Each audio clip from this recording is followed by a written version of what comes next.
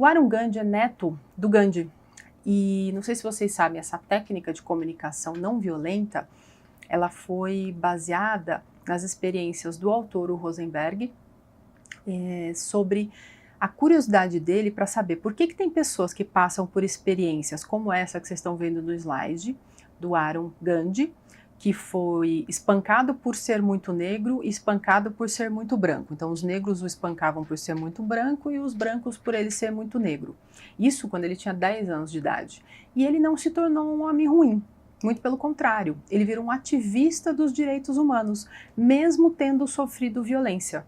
O que a gente vê muito, por exemplo, hoje, atualmente, a Greta, que lá dos direitos humanos, a mocinha lá, nórdica, ela não passou pela violência, ela tem uma empatia pelo ativismo do meio ambiente, que é diferente de gente que realmente sofreu uma determinada violência, como o Arun Gandhi, e passou por uma revolta muito grande, mas aí conseguiu transformar isso em algo positivo. Como que isso acontece? Por que tem pessoas que... Por que isso acontece para algumas pessoas e não para outras? Então essa pergunta, o que leva um ser humano a se comportar de uma maneira com compaixão com outro ser humano, essa é a tese do livro e da teoria da comunicação não violenta, e a comunicação não violenta, ela é utilizada em gestão de conflito e negociação, tá? Então, esse nome de comunicação da não violência vem de Gandhi mesmo, mas o método ele é estruturado para que você negocie, tanto que o autor, ele negocia na Palestina, entre judeus e muçulmanos, né, judeus e palestinos. Então é uma técnica extremamente elaborada, e principalmente para falar com criança, porque criança, como a gente já, né, eventualmente você já passou por outros treinamentos aqui da plataforma, o Confúcio já falava que nós somos selvagens. Para virar um ser humano socialmente estável, nós temos que construir isso dentro de uma sociedade. Então você pega uma criança, ela tem as emoções e os sentimentos brutos, ela vai se adequando, sendo educada para ter determinados comportamentos e conseguir conviver socialmente, seguir regras e coisas nesse sentido. Então esse tipo de comunicação serve muito para a criança também. E por que que algumas crianças viram adultos violentos e outros não? Um caso clássico desse tipo de situação foi o Holocausto. Foi o que aconteceu lá na Alemanha, na Segunda Guerra Mundial, em que vários sobreviventes desses campos de concentração nazistas, alguns judeus, como essa escritora, a Etty Hillesum, como que ela conseguiu passar anos de miséria e violência extrema e privações que nós nem imaginamos, e mesmo assim sair de lá, escrever um livro e ainda falar sobre compaixão humana. E por que o contrário? Assim, por que tem gente que não tem uma vida tão difícil ou não tem uma vida nem um pouco difícil e escolhe, né, por opção, ela escolhe fazer um mal ao outro e roubar, matar, o que quer que seja. O que faz, o que tira isso das pessoas? Por que a comunicação é tão importante para que nós conseguimos fazer com que as crianças cresçam vendo que vale a pena ser bom e não ruim?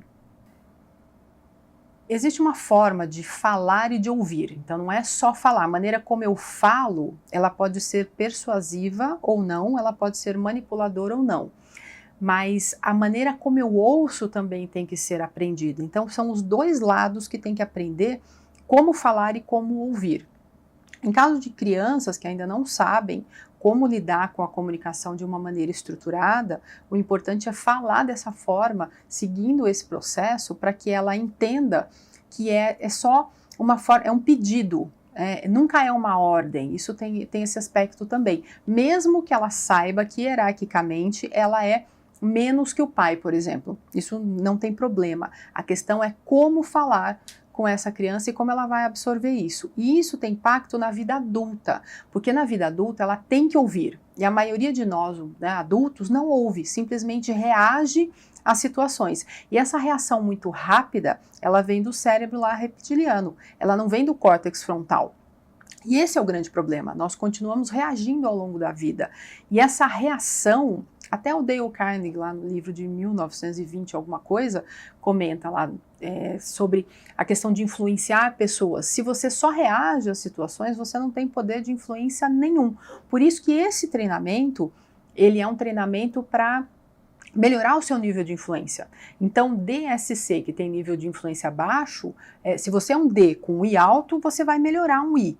Mas se você é um D, um S ou um C com um I muito baixo, que sempre foi o meu caso, um DC com I baixo, aprender a comunicação violenta fez todo sentido para que eu parasse de julgar, entendesse a situação como fato e aí tivesse uma reação pensada em relação à situação. Eu consigo fazer isso 100%? Certamente que não, porque eu ainda sou humano e tenho um cérebro reptiliano como você.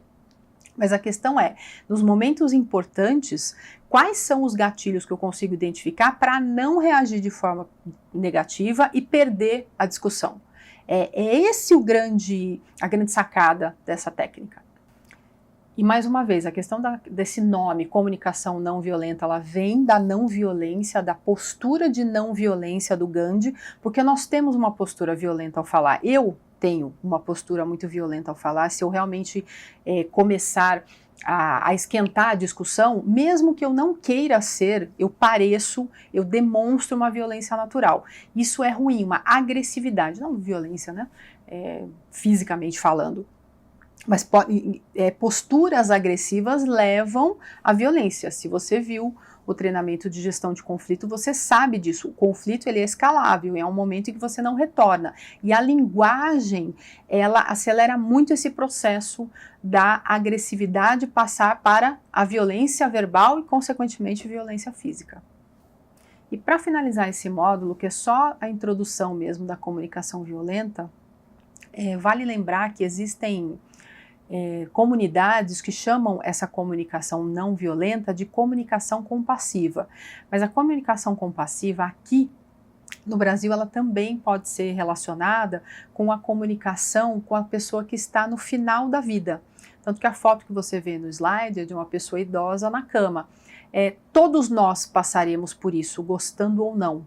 Né? Espero que seja assim, exatamente como está na foto, né? Um bom hospital e indo embora depois de ter vivido uma vida plena. Então, essa comunicação compassiva é uma forma de ter compaixão ao se comunicar com o outro, seja ao dar a informação ou ao receber, ao falar e ao ouvir. Essa mudança de postura que você deveria ter, eu e você deveríamos ter, na verdade, para que você consiga entender o outro, as necessidades dele e para que o outro consiga entender as suas necessidades e chegar num acordo colaborativo melhor para busca de resultado. Então, esse é o principal objetivo da utilização da comunicação não violenta.